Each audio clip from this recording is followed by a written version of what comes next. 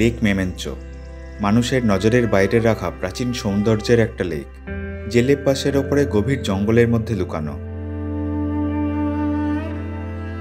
এই লেকের রং নাকি ঘন্টায় ঘন্টায় বদলায়। শীতকালে বরফ গলা জল আর অন্য সময় পাহাড়ি নদী ঝড়ায় পুষ্ট হয়। আমি বর্ষাকালে এসেছি। জুলাই থেকে তিব্বত ঘেঁষা এই উচ্চ পার্বত্য অঞ্চলগুলো ফুলে ঢাকা পড়ে যায়। নাথাংয়ের ফুলের উপত্যকা দেখতে দূর দূরান্ত থেকে তাই পাহাড়িরা ছুটে আসেন। প্রথমে নীল, তারপরে হলুদ, গোলাপি, সাদা, আর এখন সেপ্টেম্বরে প্রায় সব রঙের সমাহার দেখা যায়। এই সময় সিল্ক রুটের রুক্ষ পাহাড়গুলো হয়ে যায় সবুজের ছোঁয়ায় প্রাণবন্ত।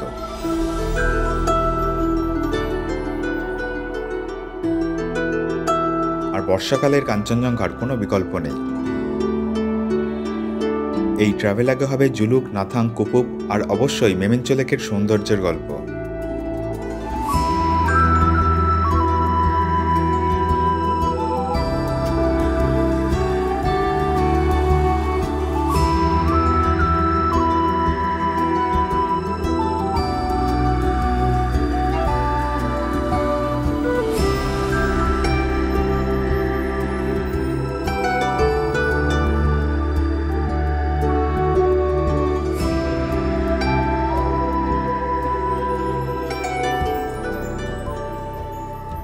আমি উঠেছি জুলুকের এই অন্যতম বিলাসবহুল হোমস্টেতে।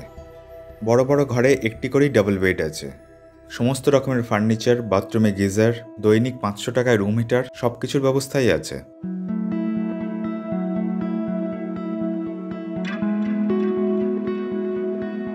সবথেকে যেটা আমার আকর্ষণীয় মনে হয়েছে সেটা হলো জানালা থেকে ভিউ। জুলুকের উপরে এই হোমস্টে, তাই জানালা থেকে সমগ্র জুলুক আর সিকিম, দার্জিলিং, কালিম্পংয়ের প্রচুর গ্রাম শহর দেখা যায়।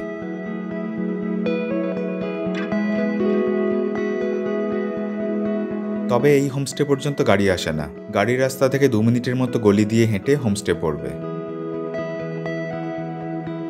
মোট 5টি ঘর আছে, প্রতিটি একই রকম ভিউ রুম। থাকা খাওয়া নিয়ে দৈনিক মাথাপিছু খরচ 1700 টাকা। নতুন তৈরি হওয়া এই হোমস্টেটি রোশনজি লিজ নিয়েছেন। রোলেপে ওনার অনেক দিনের হোমস্টে আছে।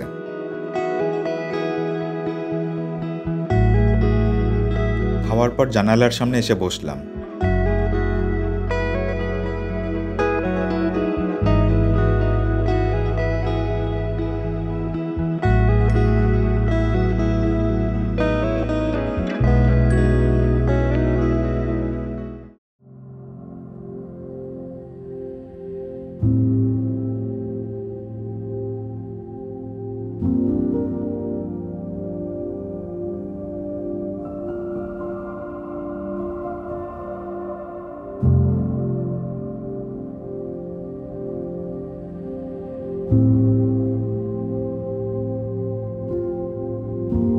ভোরবেলায় কাঞ্চনজঙ্ঘা দেখতে উপরে যাওয়ার কথা ছিল, কিন্তু জানালার সামনেই আটকে গেলাম।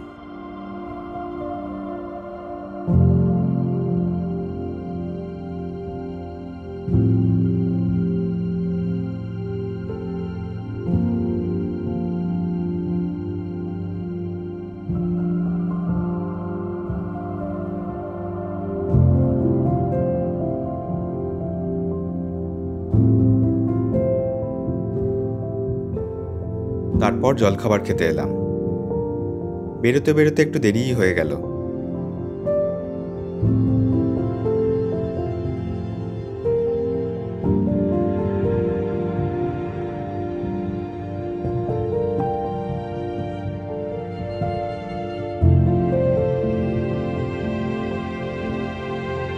যখন উপরে উঠলাম তখন নজরে এলো ঝকঝকে কাঞ্চনজঙ্ঘা।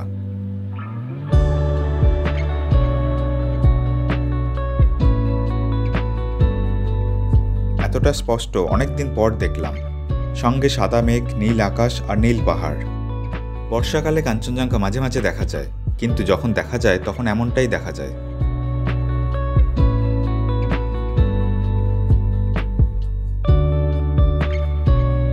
এই দৃশ্যগুলো 8:30 থেকে 9:30-র মধ্যেকার। শুনলাম প্রথম সকালে সম্পূর্ণ রেঞ্জ দেখা গিয়েছিল।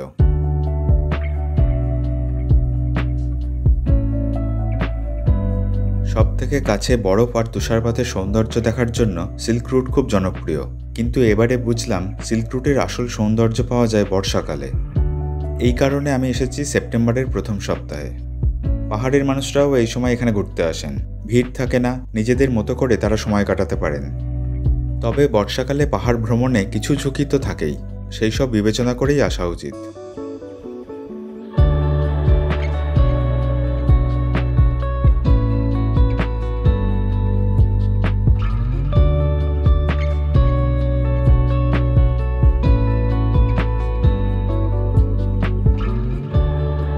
এখান থেকে শিলিগুড়ি পর্যন্ত দেখা যায়, রাতে স্পষ্ট হয়।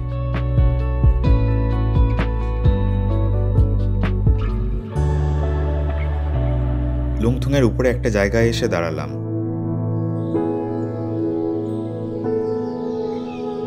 সিনেমায় স্বর্গের দৃশ্যে যেরকম দেখানো হয় ঠিক সেই রকম সাজানো একটা জায়গা। কোনো মানুষের তৈরি নয়, কিন্তু খুব এস্থেটিক্যালি নিখুঁতভাবে সবকিছু রয়েছে।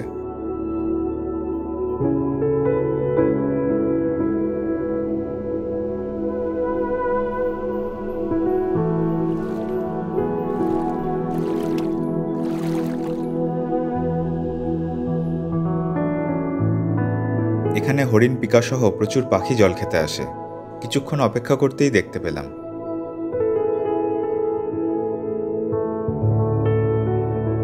রোশনজি বাডিংয়ে ব্যস্ত হয়ে গেছেন।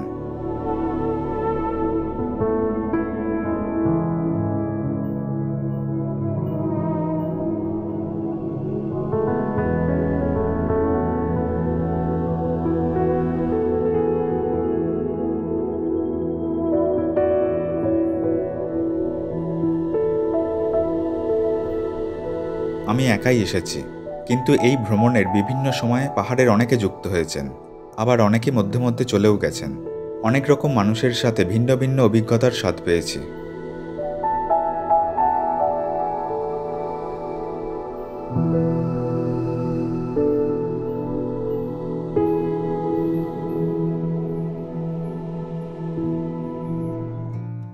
কিছুটা এগিয়ে আবার দাঁড়ালাম।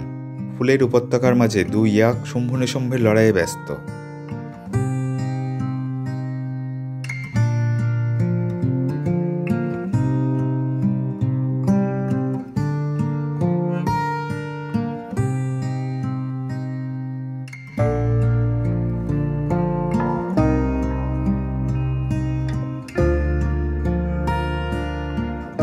কিন্তু আমাদের আজকের গন্তব্য মেমেঞ্চো লেক। অনেক কষ্টে একদিনের জন্য পারমিশন পাওয়া গেছে। এখন অন্য কিছুতে আটকে পড়লে চলবে না।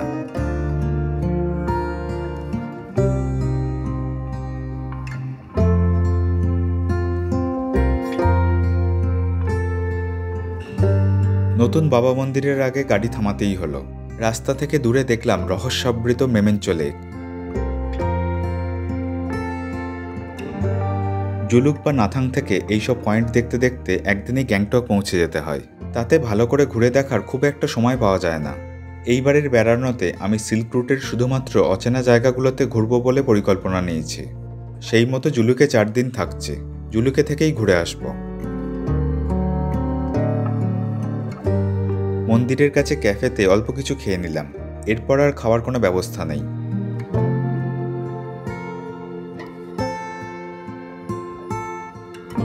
এখান থেকে একটা সংকীর্ণ পাথরের রাস্তা মেমেঞ্চো লেকে চলে গেছে। রাস্তার শুরুতে আর্মি আমাদের মেমেঞ্চোর পারমিট দেখলেন। পারমিট, গাড়ি সহ যাবতীয় ব্যবস্থা রোশনজি ট্রাভেল এজেন্সির মাধ্যমেই করেছি।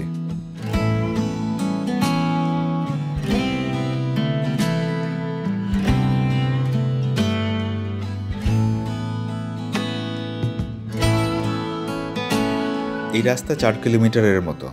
পুরো ফাঁকা রাস্তা, কোনো লোকবসতিও নেই।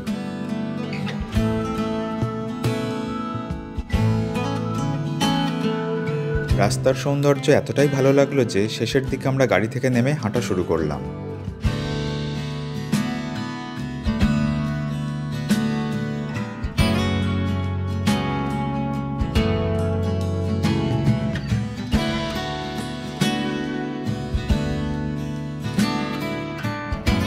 এই পর্যন্ত গাড়ি যায়।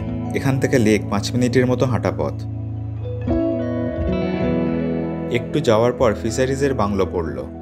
এখন সংস্কারের কাজ চলছে, না হলে আগে কোনো রকমে থাকাও যেত।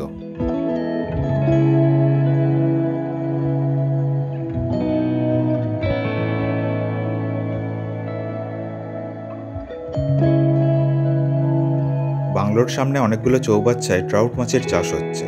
বিভিন্ন ব্রিডের বড় বড় ট্রাউট মাছ আছে। মেমেঞ্চো লেকে কিন্তু স্বাভাবিকভাবেই ট্রাউট মাছ থাকে। শুনেছিলাম অনেক বছর আগে এক ইংরেজ সিকিমের রাজাকে উপহার দিয়েছিলেন, তবে দুটোর বেশি মাছ ধরা যায় না।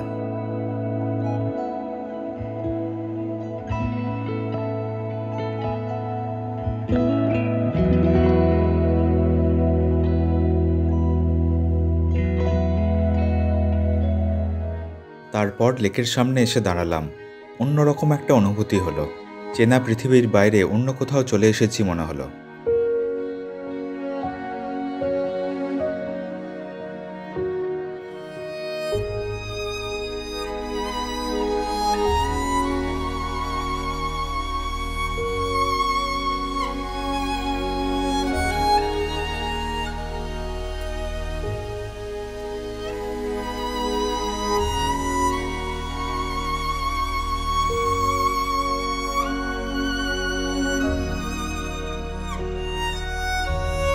গভীর অরণ্যে ঢাকা পাহাড়ের মাঝে সুগভীর বিস্তৃত একটা লেক। অসম্ভব নির্জন জায়গা। পাহাড়ের বিভিন্ন প্রান্তের অনেক নদীঝরার বয়ে আসার শব্দ তাই একসঙ্গে পাচ্ছিলাম, আলাদা আলাদাভাবে।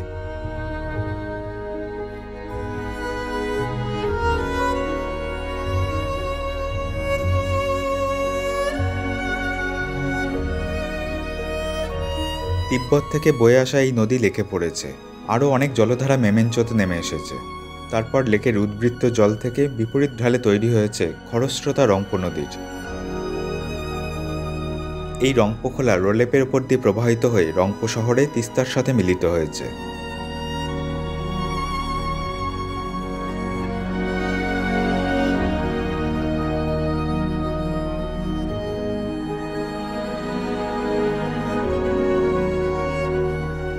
লেকের ধারে চায়ের কাপ হাতে দাঁড়ালাম। বৃষ্টির আভাস নিয়ে অনেক মেঘ ভেসে আসছে।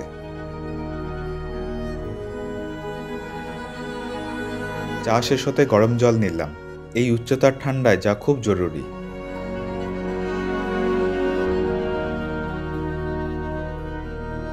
কিছুক্ষণ পর লেকের ধার বরাবর হাঁটা শুরু করলাম।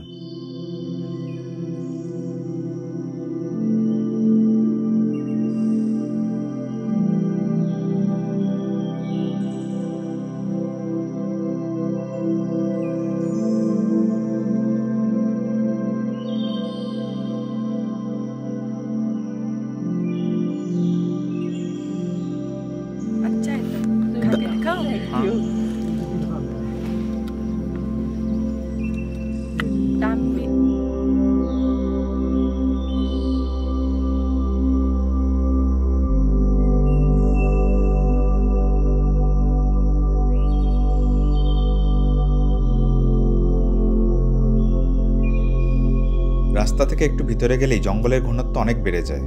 এই জঙ্গল ভাল্লুক আর হরিণের অবাধ বিচরণ ক্ষেত্র।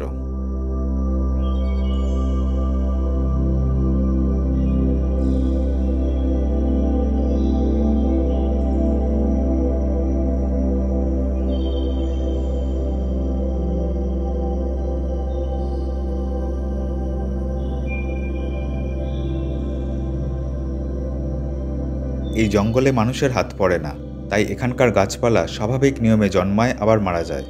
পশু পাখি পোকামাকড় নির্ভয়ে স্বাভাবিক জীবনধারণ করে। পুরনো গাছগুলোয় মসের স্তর জমে আছে। কোথাও কোথাও মসের প্রভাব একটু বেশিও।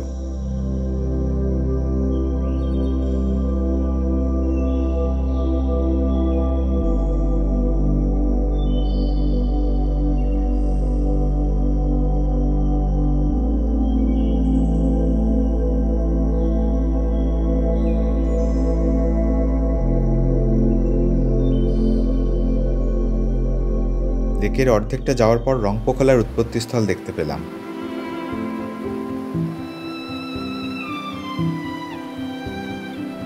এখানে কোনো মুহূর্তই সাধারণ নয়।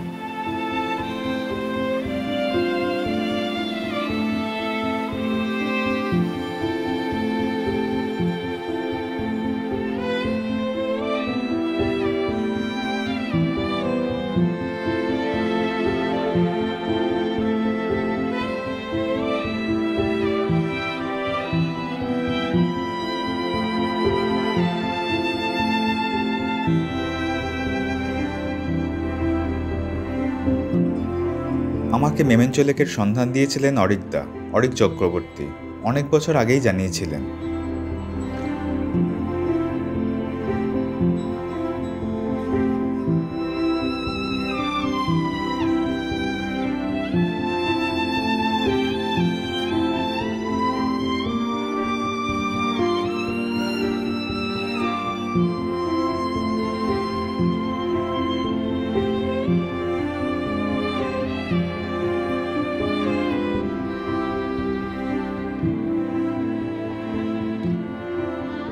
লেক ঘোরা হলে গাড়ির সামনে এলাম। এসে দেখলাম সাহিল রাজকুমাররা আমাদের খাওয়ার একটা হিল্লে করেছে। কনস্ট্রাকশনের কাজের জন্য অন্যান্য গ্রাম থেকে কর্মীরা এসেছেন। তাদের এই অস্থায়ী ঘরেই রান্নার ব্যবস্থা করা হয়েছে, ম্যাগি আর চা। কিছুক্ষণ পরে এখানকার একজন আমাদের মুঠো মুঠো কিসমিস দিলেন। ওনাদের আর্মি থেকে দিয়েছেন সম্ভবত।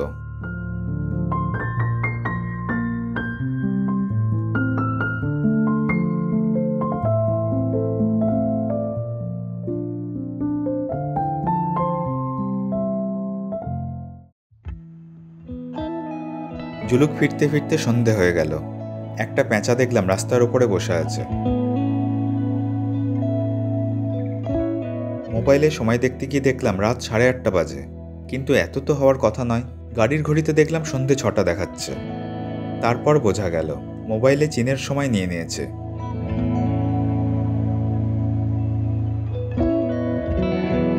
সারাদিন ধকলের শেষে এইরকম একটা আরামদায়ক ঘরের খুব প্রয়োজন হয়, তাহলে পরের দিন আবার নতুন উদ্যমে বেরিয়ে পড়া যায়।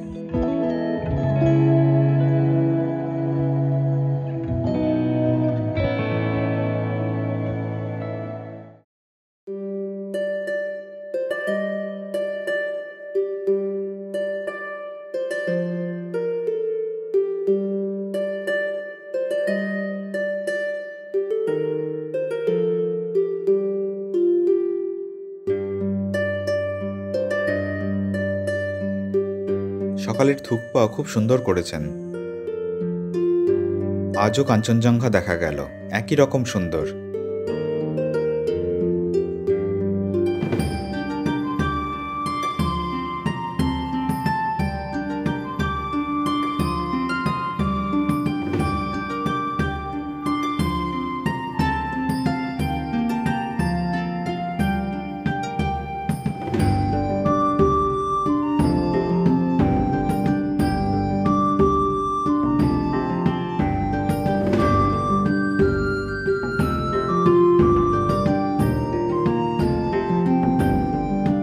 আজ আমাদের গন্তব্য নাথাং ভ্যালি থেকে 10 কিলোমিটার উপরের একটা জায়গা, যেখানে ঠিকঠাক গাড়ি রাস্তা নেই, কিন্তু সীমাহীন সৌন্দর্য আছে।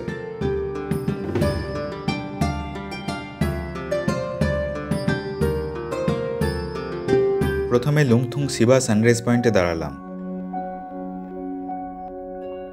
মার্চ মাসে এরকম ছিল।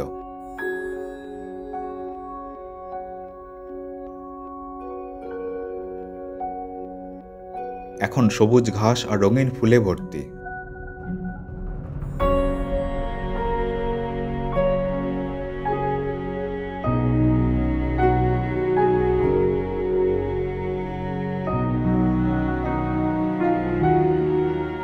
শুয়ে বসে অনেকক্ষণ সময় কাটালাম। রোশনজি যথারীতি বাডিংয়ে ব্যস্ত থাকলেন।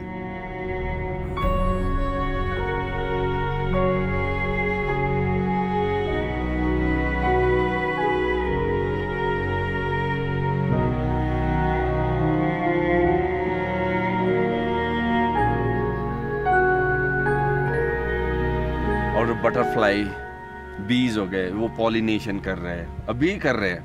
और बर्ड्स का जैसा कॉल्स आ रहे हैं ना, एनिमल्स, कस्तूरी भी है यहाँ पर। इतना सारे चीज़ अच्छा है। जब भी मैं ऐसा जगह में आता हूँ, सारे चीज़ परफेक्ट है मेरे को छोड़ के।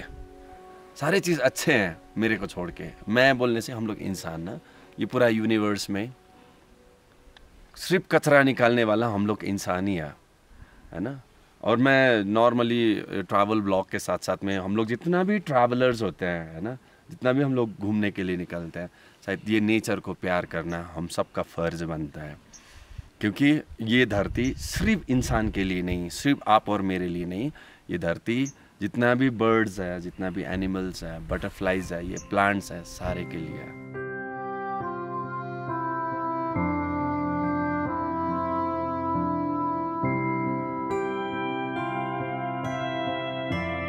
তারপর দাঁড়ালাম হরিণ দেখে। এরপর নাথাং ভ্যালির রাস্তায় ঢুকলাম।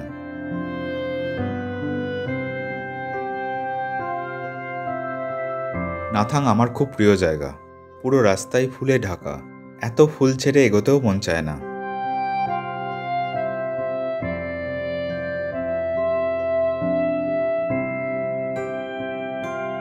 নাথাং ভ্যালির গ্রাম পেরিয়ে উপরে উঠতে থাকলাম।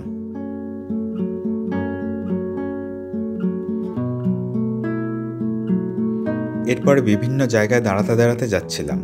সূর্যের কিরণ আর মেঘের অতিরিক্ত প্রভাব আজ প্রকৃতির উপরে।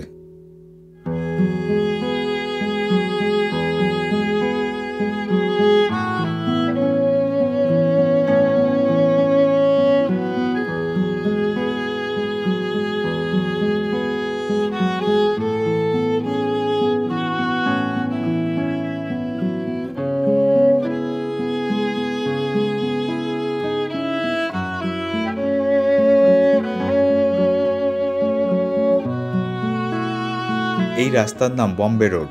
দিগন্ত বিস্তৃত ফুলের জন্য এই জায়গা সিকিমবাসীদের কাছে খুব প্রিয়, তবে খুব কম মানুষের খোঁজ জানেন।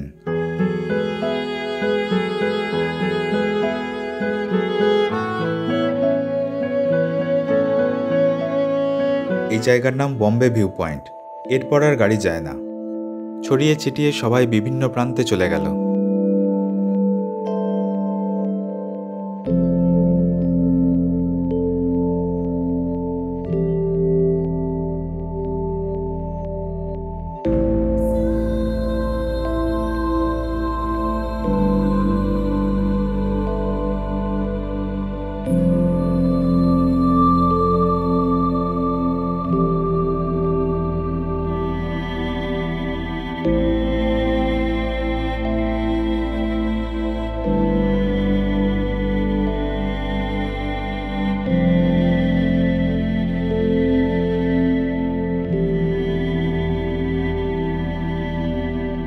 দূরের ওই বাড়িটা ইয়াক পালকদের, গোট বলা হয়। অনেক ইয়াককেও ঘুরে বেড়াতে দেখলাম। উত্তর সিকিমের ইউমথাংয়ে একবার গোটের জীবনের অভিজ্ঞতা হয়েছিল।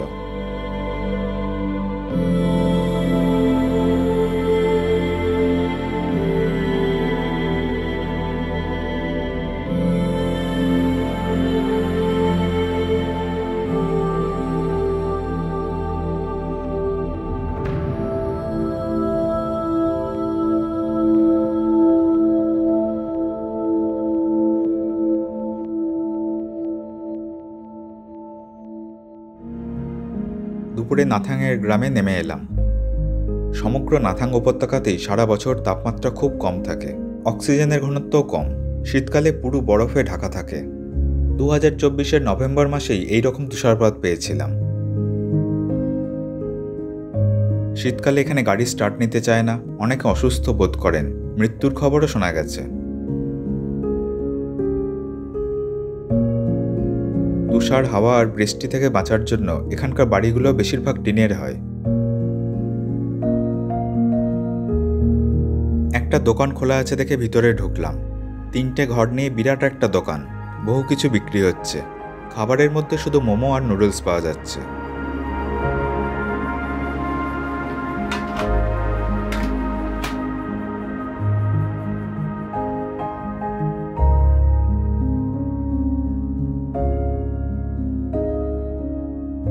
তিব্বত থেকে আসা শরণার্থীরা আজও নিজেদের মতো করে প্রতিবাদ করেন। এখানে লেখা আছে তিব্বতীদের ওপর ঘটে চলা চীনের অত্যাচারের বিবরণ।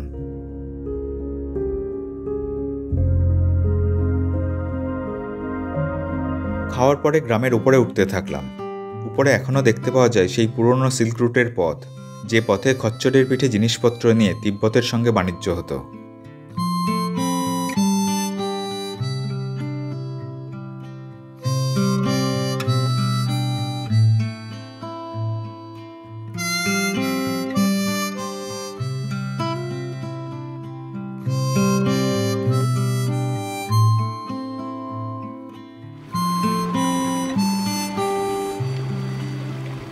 উপর থেকে অজস্র জলের ধারা নেমে এসেছে। এই ধারা সম্ভবত সারা বছরই থাকে, তাই এখানে জলের পাইপ লাগানো হয়েছে। নিশ্চিন্তেই জলটাই খাওয়াও যায়।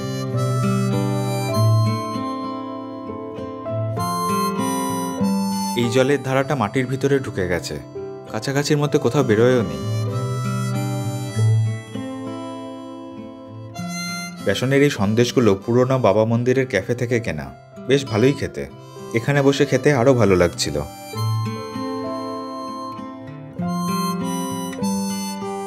ये हम लोग अभी एग्जैक्ट सिल्क रूट में बैठे हैं। एंशिएंट टाइम में 1950-60 के जो टाइम थे, यहाँ से बहुत सारे खच्चड़ी नीचे उतारते थे सामान लेके टिबेट का, है ना। और नाथांग वैली जो नीचे दिखाई दे रहे हैं, ये एक बिजनेस हब था। यहाँ पर आके जैसा अभी सेरेथांग है ऐसा ही नाथांग है। और यहाँ से सिल्क जाते थे, जो चाइना में या तिब्बत में होते थे, वो सिल्क यहाँ से लेके जाते थे। और इंडिया से नमक और बहुत सारी चीज़ तो पता भी नहीं है कि जस्ट पैकिंग है उसके अंदर। और बोलते हैं कि बहुत सारी स्मगलिंग भी उस टाइम हुआ करता था। और सिल्क रूट बोलने से नॉर्मली यहाँ पर वो जिगजैग रोड बोलते हैं, सबको वही फील होते हैं, बट एग्जैक्ट सिल्क रूट ये है जो खच्चड़ का रास्ता होता है। এরপর ঠিক করলাম নিচের খোলা জায়গাটায় যাব। উঁচু উঁচু পাহাড়ের মাঝে বিস্তৃত খোলা জায়গা।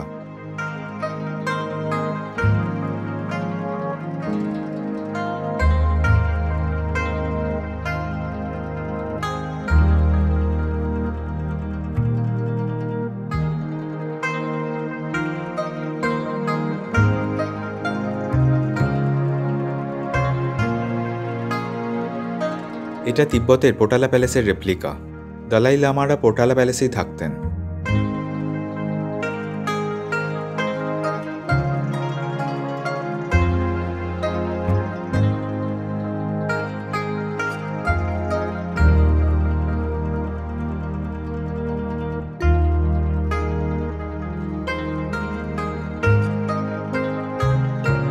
মাঝ বরাবর একটা খুব ছোট্ট নদীর মতো বয়ে গেছে। এর আবার একাধিক ব্রিজও আছে, আর সৌন্দর্য তো আছেই।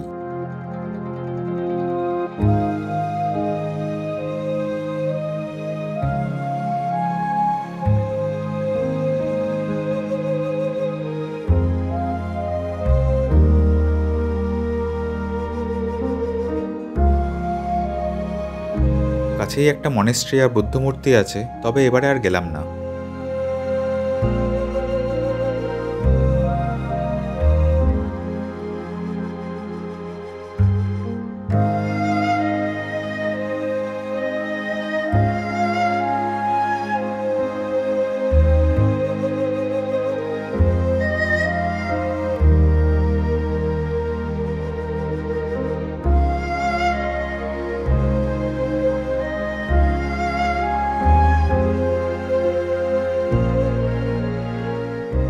এখান থেকে আমরা চললাম কুপুপ লেকের উদ্দেশ্যে।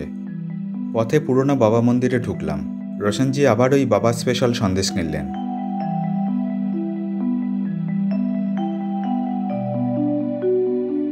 সঠিক তথ্য আর সময়ের অভাবে প্রায় সবারই সিল্ক রুট ভ্রমণ খুব হেক্টিক হয়ে যায়, কিন্তু এখানে বহু কিছু আছে আর অনেক সময় দাবি করে। যেমন কুপুপ লেকে দুদণ্ড দাঁড়িয়ে বা না দাঁড়িয়েই অনেকে এগিয়ে যান, কিন্তু লেকের বাঁদিকের পাহাড়েই আছে এই ঐশ্বর্য।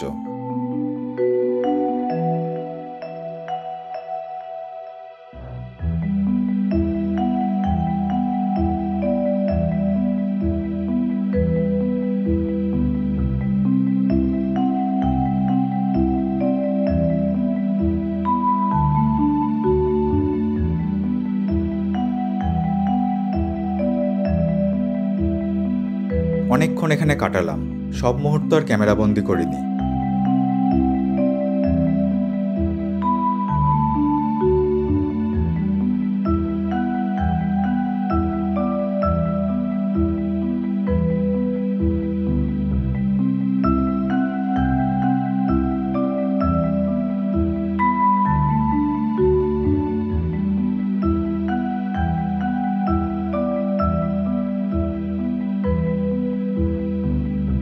ফেরার সময় রোশনজি নিয়ে এলেন নীল ফুলের দেশে।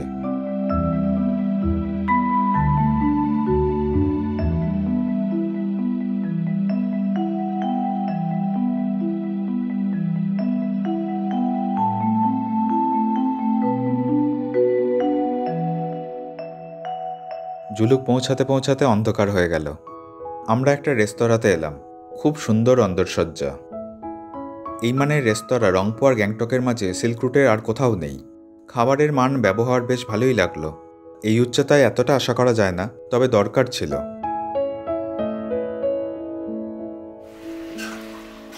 রাতে আজ পর্ক রান্না হচ্ছে, নাথাং থেকে আনা হয়েছিল।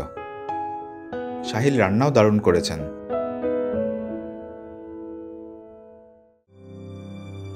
পরের দিন আমরা আবার বেরোই, একই জায়গায় আরও ভালো করে ঘুরি, বার্ডিং করি, বিস্ময়ে আবার সব দেখি। ক্যামেরার ব্যবহার খুব একটা করিনি, তাই ভিডিও আর বড় হলো না।